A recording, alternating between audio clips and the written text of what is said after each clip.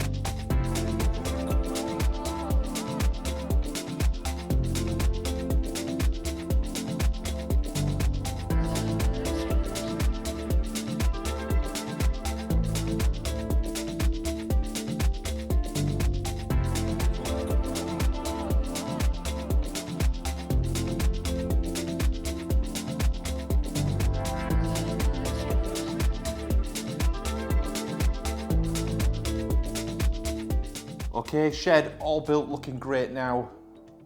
Took some time to build, but the effort was worth it. It looks fantastic over in the corner, nice and solid on the base.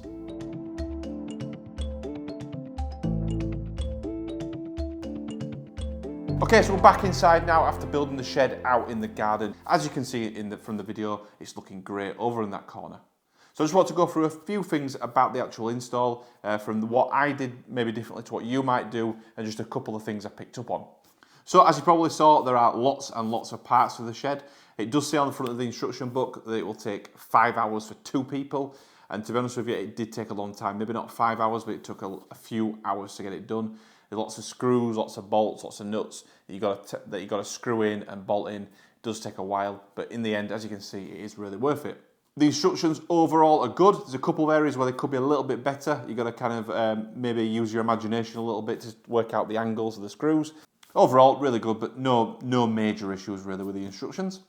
As I did on the lawn, I just spread all the parts out so I could see where everything was. I would recommend doing that. Kind of gives you an idea of what the parts are. You can easily check them and see them really easily to which part is which. There's only 2 or 3 types of screws as well. You've got the small screws that are used for most of the stuff. Then you've got the little nut and bolts, and then a couple of bigger screws for the attaching the doors at the end. So it's not as if there's tons of different screws that you've got to work out which one's which is really good for the installation process. One thing I would just point out as well is the gloves that come with it, or if you've got your own gloves, try and wear gloves as much as possible when handling the actual metal parts. The edges of the metal parts can be quite sharp. I did cut myself a little bit when I wasn't wearing gloves, so I would definitely recommend wearing the gloves, especially when carrying them or lifting them, just to protect your hands and fingers to make sure you don't cut them. So overall, super good shed, love the colour, love the size. The sliding doors are also great. There's loads and loads of space inside the shed. We can keep some gardening equipment out there, maybe some chairs and tables through the winter if we're not using them. So overall, a really fantastic shed for the garden. Okay, we're all done on this video now. Thanks very much for watching. What I will do is I'll put the link below in the description so you can look for this shed yourself over on Amazon. The price does go up and down periodically depending if there's any offers on, so do check that out for any potential offers. Hopefully you've enjoyed the video, or it's been informative at least. If it has, please give it a thumbs up, give it a like. If not for any reason, give it a thumbs down, give it a dislike. If you want to follow the Houston DIY channel for more product reviews, tech reviews, garden builds, DIY projects, and much more, hit that subscribe button and I'll see you on the next one.